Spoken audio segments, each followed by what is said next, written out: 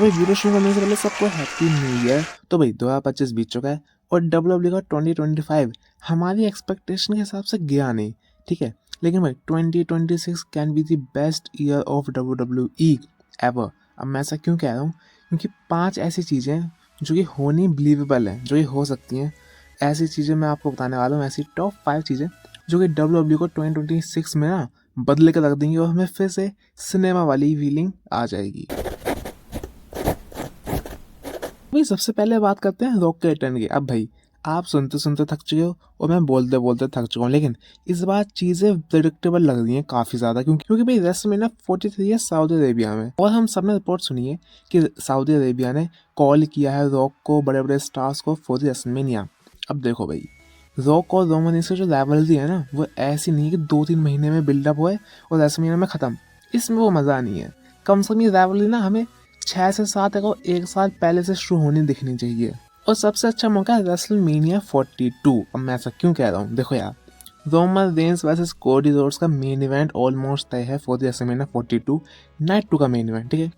और पिछले साल जो रेसलमेनिया गई थी ना, कितनी ऑफुल गई थी रेसलमेनिया। तो इस साल डब्ल्यूडब्ल्यू कुछ तो बड़ा करना है और वो लास वेगस दोबारा आ रहे हैं, तो बड़ा तो करना ही है बॉस।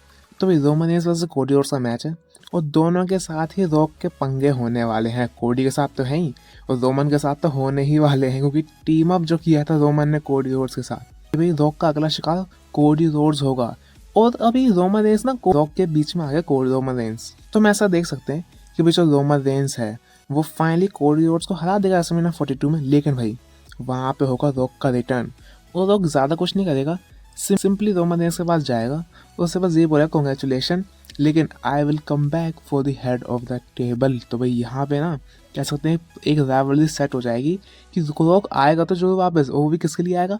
रोमन रेंस के लिए ही आएगा। तो यहाँ से एक बड़ा सेटअप हो सकता है और हमें ना पूरे साल भर हम एक्साइटेड रहेंगे रोमन वर्सेस रॉक के पोटेंशियल मैच के लिए। और मेरे ख्याल से डब्ल्यूडब्ल्यू को ये मौका छोड़ना नहीं चाहिए, क्योंकि इतनी बड़ी राइवलरी ना, जो बिगेस्ट रेसलमेनिया मैच होगा, उसको कम से कम 1 साल का धीरे धीरे स्लोली बिल्डअप तो देना ही चाहिए। बाद में तुम उसको फास्ट पेस कर देना रॉयल रंबल के सीजन के आने के बाद। नंबर 2 है कोडी और हिल्टन। देखो भाई, रोमन कोडी का मैच होगा और यहाँ पे रोमन ही जीतने वाला है मेरे हिसाब से। तो कोडी और हार जाएगा और कोडी और अगर दोबारा से बेबी फेस रन पे गया ना, तो यार वो काफ़ी ज़्यादा बोरिंग हो जाएगा। तो डब्ल्यूडब्ल्यू के पास क्या मौका है? हील टर्न करने का, और जो कि बेस्ट मौका होगा हील टर्न करूँ कि भाई कोडी का सब कुछ छिन गया यार, उसके दोस्त केविन ओवेंस वगैरह सब चले गए, ठीक है, किसी वजह से, टाइटल की वजह से। अब तो टाइटल भी नहीं था कोडी रोड्स के पास, तो हील टर्न का अच्छा मौका है। और भाई अगर आपको नहीं पता ना कोडी रोड्स ऐसा हील कितना ज़्यादा सैवेज है, तो भाई AEW की कुछ क्लिप्स आप निकाल के देख लेना, कोडी रोड्स हील टर्न, वही वहाँ पे बंदे ने जो गर्दा मचाया है ना, तो आप भूल नहीं सकते। मतलब वो बंदा ड्रू मैकिंटायर से भी ऊपर के लेवल पे चला जाता है। तो मैं तो बड़ा एक्साइटेड हूँ कोडी रोड्स के हील टर्न के साथ। और अगर कोडी का हील टर्न हुआ ना, तो काफ़ी अच्छी अच्छी राइवलरी देख सकते हैं, चाहे वो एजे स्टाइल के साथ हो, CM पंक के साथ हो, और मे बी ड्रू मैकिंटायर दोबारा आ जाए इस राइवलरी में। तो भाई मौज जाए अगर कोडी रोड्स का हील टर्न यहाँ होता है तो।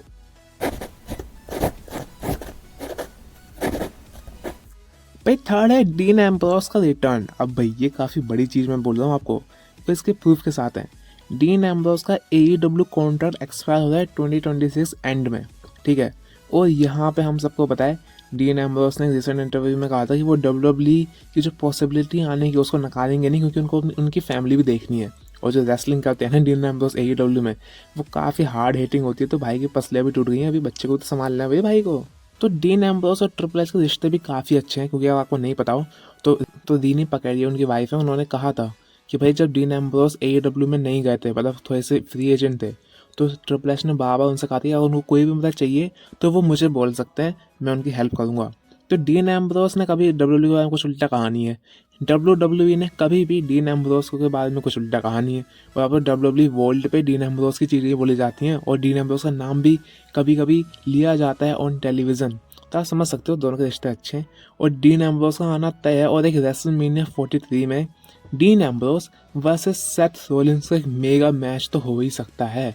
तो डीन एम्ब्रोस की काफ़ी अच्छी पॉसिबिलिटी है इस बार आने की। एटलीस्ट अगर वो आए भी ना, तो एक रूमर तो आ ही जाएगा कि उन्होंने कॉन्ट्रैक्ट साइन कर लिया, जैसे क्रिस जेरिको का रूमर आ रहा है।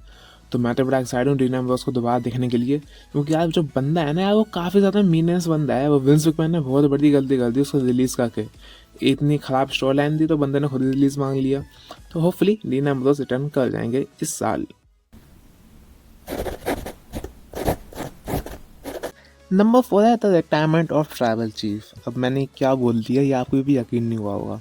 तो भाई 2026 वो साल हो सकता है जो कि रोमन रेंस का लास्ट ईयर हो as a full time WWE wrestler, जो कि अभी हम देखते हैं रोमन रेंस को आते हुए 1-1.5 महीने में 3-4 बार आते हुए देखते हैं ना। तो ये शायद आखिरी मौका हो सकता है या आखिरी साल हो सकता है कि WWE में रोमन रेंस इस तरीके का शेड्यूल लेके आएंगे, क्योंकि भाई रोमन रेंस का जो कॉन्ट्रैक्ट है वो रेसलमेनिया 42 के बाद एक्सपायर हो रहा है। और ऑब्वियसली उन्होंने ये भी कहा था कि वो 1 से 2 साल तक और मैक्सिमम रेसलिंग करेंगे फुल टाइम।